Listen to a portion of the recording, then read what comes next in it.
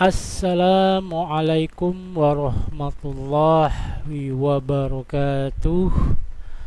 Berjumpa lagi Bapak Ibu di channel TU Berbagi, di mana kali ini pada part yang ketujuh kita akan melanjutkan kembali dari part yang keenam tentang simulasi yang kita lakukan berbagai macam cara, baik lewat PC, handphone atau tab. Dan kali ini kita akan mengevaluasi dari jawaban-jawaban yang sifatnya harus dikoreksi. Ini khusus untuk soal esai. Sedangkan untuk soal pilihan ganda dan soal jawaban singkat itu sudah otomatis terkoreksi oleh aplikasi. Jadi langsung aja nanti kita lihat prosesnya. Baik, pertama kita buka dulu aplikasi ZiaZBT-nya. Kemudian kita login sebagai operator.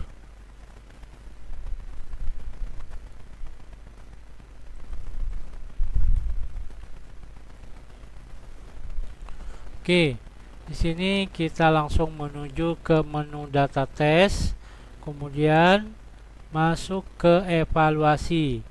Pada part sebelumnya kita sudah membahas tambah tes dan daftar tes. Kemudian untuk hari ini kita mengevaluasi tes dari soal yang bentuk soalnya adalah esai. Jadi ini adalah tampilan dari evaluasi untuk mengoreksi soal esai. Di sini dapat dilihat hanya ditampilkan nomor soal dan jawaban. Jadi di sini kita tidak bisa melihat siapa siswa atau peserta didik yang mengerjakan soal nomor ini dengan jawaban yang ini. Jadi sangat dirahasiakan agar Bapak Ibu guru tidak melihat siapa yang menjawab pertanyaan dan soal yang diberikan. Oke, lanjut kita koreksi terlebih dahulu. Untuk mengoreksi, maka di sini kita lihat soalnya ini adalah jawaban dari peserta didik dan ini evaluasinya untuk memberikan nilai. Misalkan nomor 1 untuk soal sebutkan bunyi sila ketiga. Jawabannya adalah Persatuan Indonesia, maka evaluasinya kita beri jawab benar adalah 10, karena dalam settingan untuk tambah tes satu soal nilainya 10 kalau betul, maka kita beri nilai 10.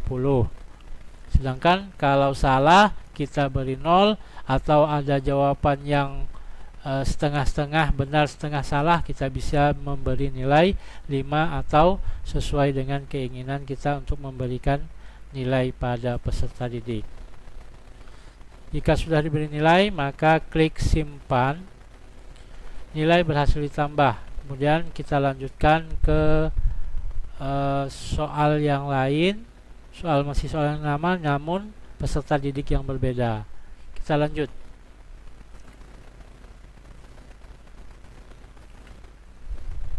Nah, karena jawabannya benar, maka semua kita kasih nilai 10.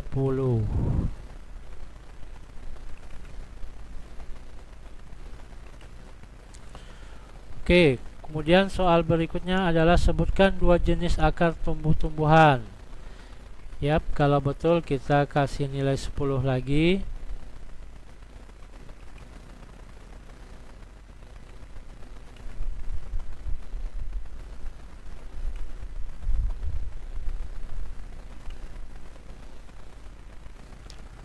Jika salah, maka kita kasih nilai 0. Jika satunya benar dan satunya salah, kita contoh beri nilai 5. Benar, kasih 10. Kemudian soal berikutnya kita benar, jawaban 10.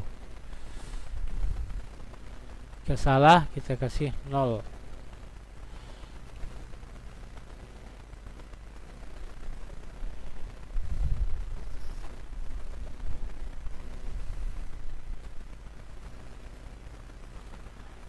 Oke, demikian untuk tahapan evaluasi tes untuk soal esai. Jika Bapak Ibu tidak memiliki soal esai, maka evaluasi tes dapat kita skip atau kita lewatkan untuk pemeriksaan jawabannya. Kemudian, setelah selesai mengevaluasi soal esai, maka kita beralih ke submenu hasil tes. Klik menu hasil tes. Di sini dapat terlihat beberapa peserta didik yang sudah mengerjakan tes sumatif TP1 dengan kelas yang berbeda-beda, nama user dan poin yang mereka dapatkan pada penilaian sumatif kali ini. Ini dapat dilihat nilai-nilai peserta didik. Kemudian statusnya di sini sudah selesai mengerjakan soal semua. Maka disinilah hasil tes dapat kita lihat.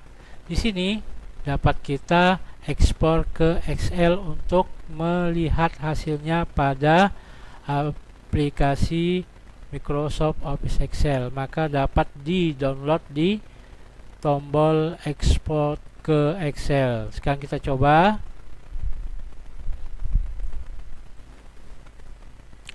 Berhasil di-download, kita buka. Nah, di sini adalah tampilannya di Excel.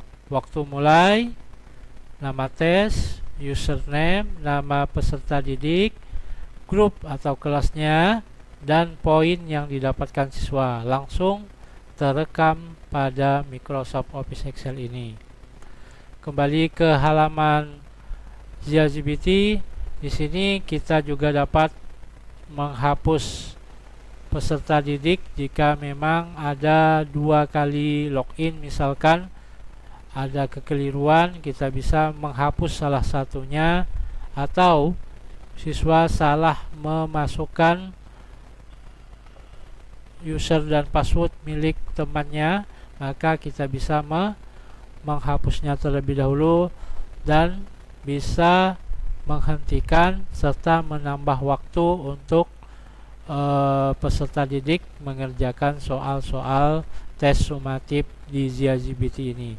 Jadi semuanya ada di tombol-tombol di bawah ini sesuai dengan kebutuhan Bapak Ibu dalam pelaksanaan pemberian nilai sumatif di ZiaGPT.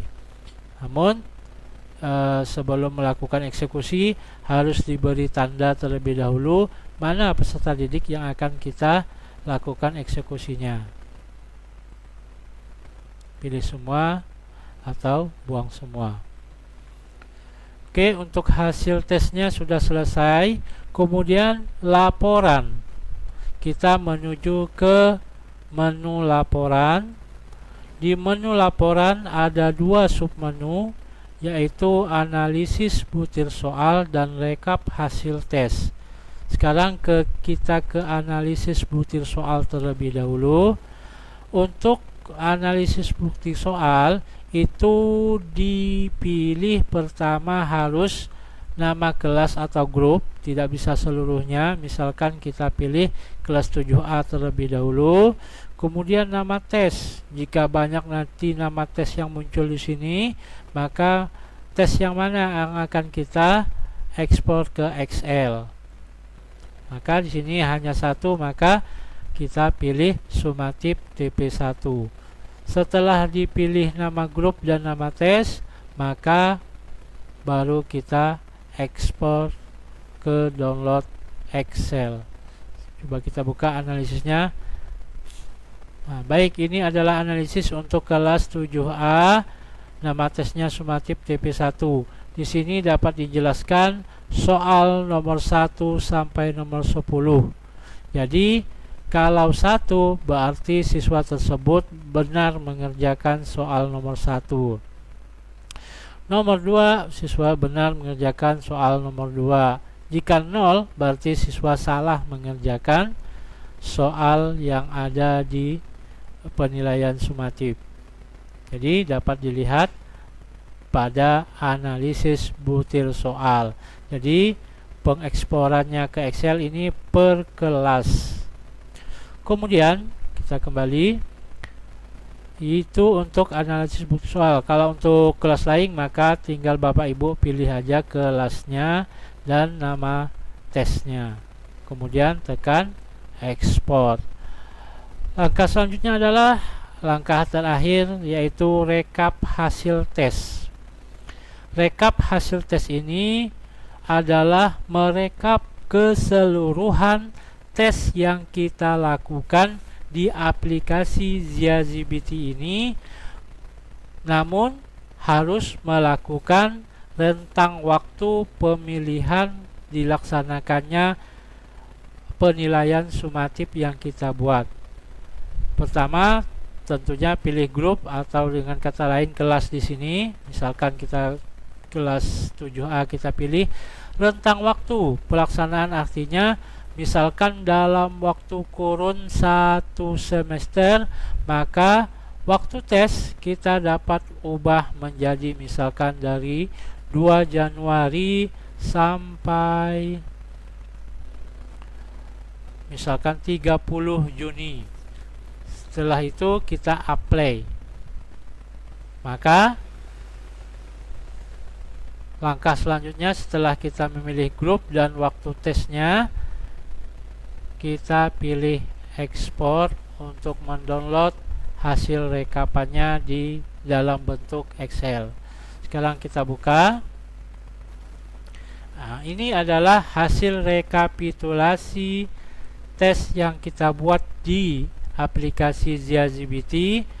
Karena kita hanya membuat jumlah tesnya hanya 1, maka yang tampil pun hanya 1. Jika Bapak Ibu membuat tes setiap TP ada 3, misalkan 3 TP, maka nanti akan muncul 3 TP yang ada di sini dan merata-ratakannya secara otomatis.